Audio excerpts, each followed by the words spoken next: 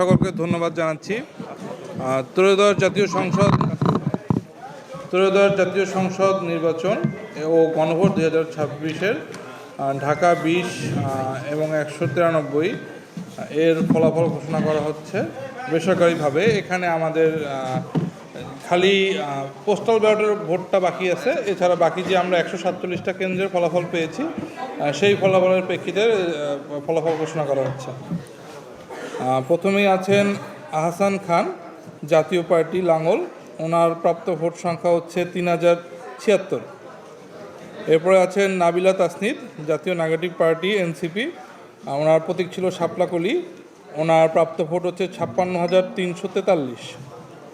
এরপরে রয়েছেন মোহাম্মদ আরজু মিয়া, বাংলাদেশ জাতীয় সমাজতান্ত্রিক দল, বাংলাদেশ জাসদ।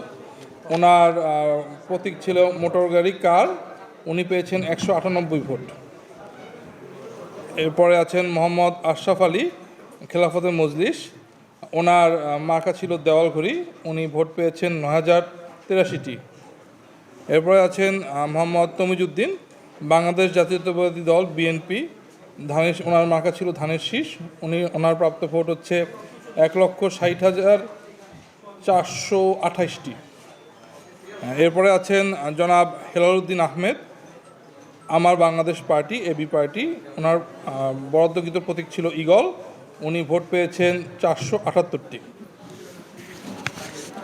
আমাদের সর্বমোট প্রদত্ত ভোট সংখ্যা হচ্ছে 2,53,723টি। প্রদত্ত ভোটের শতকরা হার 63.55। এবারে গণভোটের ফলাফল।